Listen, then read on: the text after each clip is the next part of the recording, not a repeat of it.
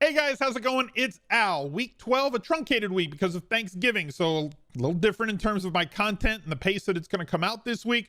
There is not going to be a head-to-head battle because of the holiday, because everybody that I know that does content that I usually bring on, because of the shortened week, Wednesday and Thursday being an off day for most people, Friday being an off day for a lot of people. No cage match this week, but I wanted to make sure that I got this Top Stacks video out there. Usually we do Top Stacks on Thursday. Because of the holiday week, we're recording it on Tuesday, so it is definitely possible that some of the information in this video is going to have to be changed or tweaked in a little bit if the injuries come out or players test positive for COVID, understandably so. Please be patient this week because of the earlier content. I am going to do a Friday lineup builder Q&A on Twitch sometime in the morning. It'll be up in the afternoon on YouTube, as well as an anti-Tinkercast on Sunday morning. But this will be the last video for at least a couple of days, and I wish you all the best. I hope that you have a great Thanksgiving. So please, I hope that you guys like this video. Hope that you appreciate it. I appreciate you guys coming back day after day, video after video, and watching the content on the channel. Drop a like on this one, subscribe to the channel, ring the notifications bell, anything that you click, leaving a reply down below definitely helps out the channel in ways that you may not understand. So just clicking like or subscribing and ringing the notification bell, leaving a reply, giving a thumbs up, any of that stuff always helps. If you wanted to join and become a channel member on the channel, we have a value add. Yes, you're going to get a sub token right by your name. That's going to upgrade with as many months as you're a continued subscriber or a channel member, sorry, on YouTube. But you get a massive value add if you join the Discord. There's a link in the description down below. Just click show more. Find the Discord channel, and then you can link Discord to YouTube, and your name will churn from white to red, and then you'll have access to all of the subs only VIP channels in there, 4,500 people strong. If you wanted to get better at daily fantasy and always have somebody to talk about it with, because daily fantasy can be a really isolating game. You might be the only one in your friend group who plays it, and you want to get better and you want to talk to other people who are like-minded and think just like you and just trying to improve every single day. That's what our Discord channel is about. Like I said, 4,500 strong in that Discord and growing every single day and every week of NFL season this year. And it's a great place to try and improve. So make sure you get over there. There are non-sub channels as well. If you just, you don't have the $5 to subscribe, totally get it. You don't have to subscribe. There are non-sub channels. They're just not as active as the subscriber channels are, but they're growing and they're getting better too. So thank you guys for listening to my intro. I always know it's too long. Let's get to the top 5 stacks that I have for you for week 12 on Draftkings. Let's start with Josh Allen. The Bills have a team total of 29.5 this week, which is off the charts great. Well, they also have a team that they're playing against in the Los Angeles Chargers that should push back against them and can do some things that Buffalo isn't all that great at stopping. Buffalo is really good at defending perimeter wide receivers and pass catchers, and they have been lacking at defending tight ends and players that line up in the slot. Well, guess what? Chargers have a couple guys that line up in the slot and a tight end who are probably their two best, not probably, are their two best pass catchers, which means that I think that they'll be able to have some success against this Buffalo Bills defense, weather permitting, right? We always have to say that it's Tuesday. I don't know what the weather is going to be on Sunday. And even if you have a weather report on Tuesday that tells you what it's going to look like on Sunday, it could very easily change in the next 5 days. So weather permitting, I like the offenses in this game. This does look like a game that, again, with one of the highest totals on the week, is already in a good spot. It's at 54, I believe, is the overall total. Bills are favored by 5.5.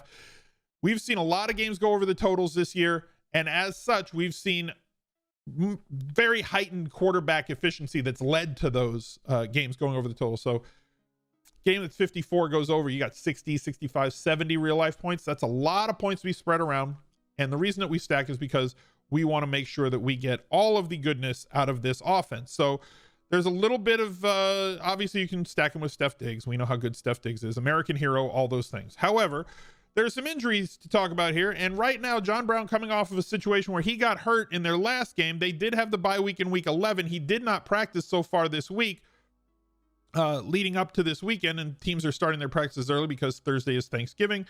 If John Brown does not go in this game, if he goes, great. He's 4,800. and I like him this weekend with the amount of volume that he has, the amount of upside that he has, big playability, and everything else is a secondary option outside of Diggs. If you want to go with Beasley in the slot, fine with him too. Boomer bust really with Cole Beasley, because he's not going to be a big play guy. He's going to be that guy who just either gets a lot of targets underneath and posts a lot of PPR points. We've seen that in week 7 against the Jets. We saw it in week 10 against Arizona. And we also see him get like 3 targets and 2 targets in other games. So low floor, high ceiling play, but the ceiling is based on volume, and his volume fluctuates from one week to the next. So a little bit more of a dangerous play there. But if he's out, then Gabriel Davis sees a lot more snaps. And I understand if you don't really want to play Gabriel Davis, you don't think that he's that great of a player. You don't know who he is. You think that he's, a tough get. My thing is, we're always looking for players that are under 4K on DraftKings that are going to have the possibility of playing an elevated amount of snaps and give us a lot of routes run, because you can score a lot of points when you're out there. And then we have Josh Allen's ability to score points with his legs, giving us a good floor and possible ceiling if he sneaks into the end zone. So we're going to build our player stacks here. Going over to Rotogrinders, we're going to click on Buffalo. They're enabled. We're going to use 1 to 2 players. Let's just apply this for every group that we're building here. And we're going to X out players. So the way Rotogrinders does it is they build the group for you that's attached to all the offensive players, and you have to X them out if you don't want them. So I'm not going to include the running backs. We can include the tight ends if you kind of want to. I know that Josh Allen throws like random touchdowns to a lot of different tight ends. If you want to include them and limit them, I'm fine with that. They're again, boomer bust plays. And even if they score a touchdown, they're not likely to smash value, because they're not going to have 5, 6, 7 catches. They might have 2 catches and one of them's a touchdown. You get like 9 points. I think we can do better at tight end than doing that. I'll include John Brown for now, but note that if he is out, we do like McKenzie and we like Davis a lot better. I'll X out McKenzie for now, and then probably cap Gabriel Davis, building our opponent's group. And we're going to go over here to Josh Allen. We're going to use exactly 1 in most, but I'm going to use 1 to 2 overall. And when you build lineups, you're going to run these a bunch of different times, and you can set them individually for each group. If you just want 1 of the Chargers players, make 1. If you want 2 and you want more game stack possibilities where you're filling 4 or 5 of your spots from, 2 skill position players from the Bills and 2 skill position players from Buffalo, because you think this game's going to have 70 fantasy points or 70 real life points, and you want to capture all of the fantasy points from it, not going to tell you can't do that. I am going to include Kalen Ballage, as he's seen a massive amount of targets and inside the 5 usage and the vast majority of the rush percentage, assuming that Austin Eckler is not 100% back yet. If Eckler's back, then Kalen Ballage kind of goes to the trash heap in terms of that. I'm just not interested in him if Eckler's back. And that might be a mistake, but I'm gonna limit to basically these 4 guys and use 1 to 2 of them with that group. Our second quarterback, talked about him in first look, Derek Carr going up against Atlanta. Anytime that we have a quarterback going up against the Atlanta Falcons, we're going to try and take advantage of that. The Raiders have a team total of 29.5 points here on the road in a good weather game, so that's great. So Derek Carr is fine if you want to play him, and he's extremely cheap, and we know that there's only a few players that we can stack him with or would want to stack him with. 3 wide receivers that are somewhat realistic, and maybe one of the best stacking tight ends in the game with Darren Waller. And there's options that we can bring it back with on Atlanta as well. Again, we're going to have to monitor injuries there in Atlanta, so let's go to our team player groups. We're going to click on Derek Carr. We're going to use 1 to 2 of these players. We're not going to include the running back with him. Josh Jacobs, if you want to leverage one versus the other, I'm fine with that. Not going to include Booker, not going to include him. I'm going to keep this very slim, let's say, with these 4 players, making 1 or 2 of them show up in every single one of my Carr lineups. We're going to make this down to 1 of 2. Apply this rule to all groups. I will include Todd Gurley. Playing at home, Todd Gurley is much better than playing on the road. If you want to game script yourself, I know that the Raiders are favored in this game by a couple of points, but if Atlanta, that doesn't mean that Atlanta can't win this game on the field. And in wins, Todd Gurley's stats this season are much greater than in losses. They script him completely out when they're playing from behind. So if you think that Atlanta could get up in this game 14-3, 14-6, that leads to more probability for Todd Gurley, and we know that the Raiders have not been one of the best teams in the league against opposing running backs. Zacchaeus is somebody that we're going to have to depend on one of Ridley or Jones being out, and we don't know yet because, again, it is Tuesday. Same with Russell Gage. Not going to include Blake in those stacks. Probably going to include 1 to 2 of these. I might set this down to just 1 as we get back to our number 3 stack on the day. That leads us to this one, Daniel Jones. I know I'm going to get flack in the comments for this one. Just like y'all gave me flack the last couple times I said play Kirk Cousins when he was in a tournament winning situation. The process is leading us to Daniel Jones as a very viable starter against Cincinnati, who has been horrific on defense. We've also seen him get it done with his legs multiple times this year. Going into last year, we were very adamant on this channel that Daniel Jones was not a classic 3-5-7 step quarterback.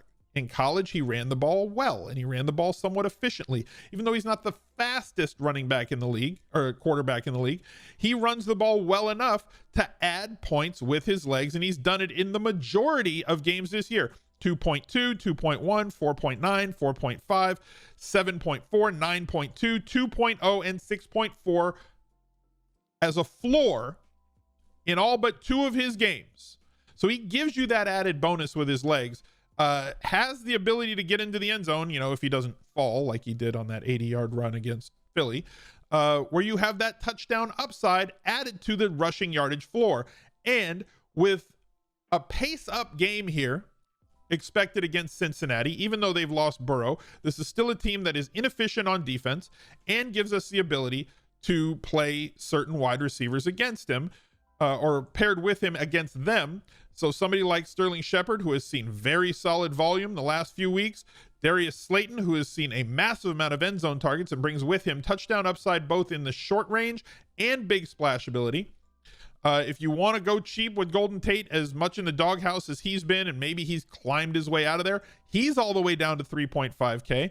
And I understand if you don't want to play Evan Ingram because he is a roller coaster in and of himself, but he brings 10 target upside as well. So there are definitely players that we want to stack with Jones if we're going to play him. So team player groups, we're going to go over here to Jones.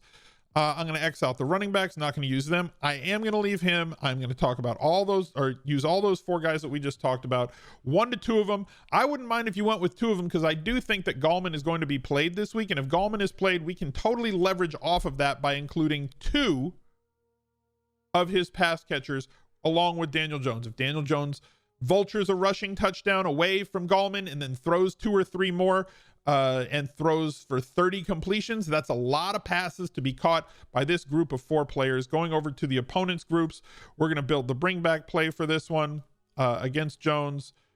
I'm going to keep this pretty straightforward and simple. Not going to use Tate, not going to use Mike Thomas, probably not even going to use AJ Green, even though he did catch a touchdown.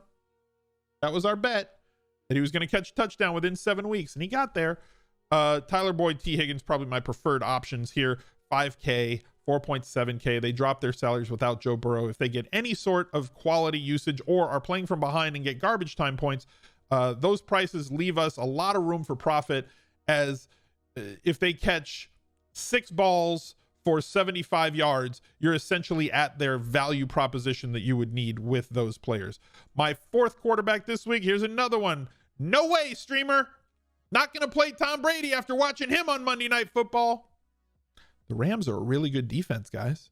You need to stop having these knee-jerk reactions when players who, when they play a softer defense, post 300 yards and multiple touchdowns, and then when they play a really tough defense, still put up 2 touchdowns, even though he didn't look good against, maybe, in my opinion, the toughest defense against for a fantasy quarterback this year.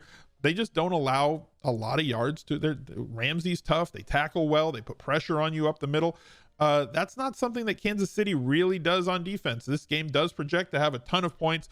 And we're going to try and stack both sides of it. I've got Tampa Bay right now with what? This looks like a 25.5 total.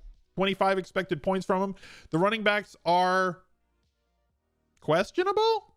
Not injury-wise, but just questionable in terms of like output and talent. Whether it's going to be Rojo, whether it's going to be Fournette, like this whole Fournette experiment, it's got to stop. It's enough already, please.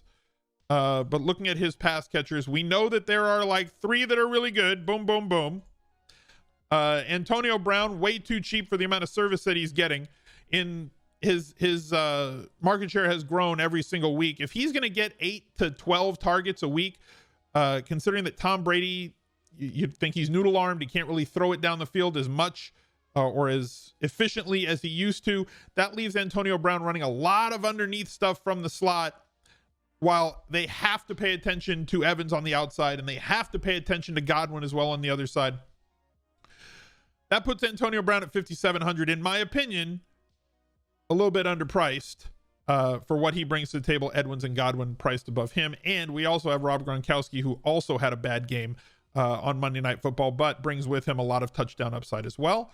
And there's players that we can bring him back with, because guess what? The Chiefs are good at scoring points, so we're going to talk about them in just a second. Going to X out the running backs. Yes, I know that they've been involved. Going to X out Cam Brate in this stack. Going to leave him. Not going to play Justin Watson. If you want to leave Scotty Miller because of the fact that they take shots deep to him, I just don't think that he's going to get consistent enough usage to be useful in a stack. But at 3K, you really only need to complete one of those, and if he gets into the end zone on, it's a massive, like if he catches a 40-yard touchdown, that's 11 points just on that one catch. But it is very boom or bust, and the boom might not be all that big unless there's an injury. So I'm going to stick to the core group of 4 wide receivers, and then we're going to bring it back with Kansas City.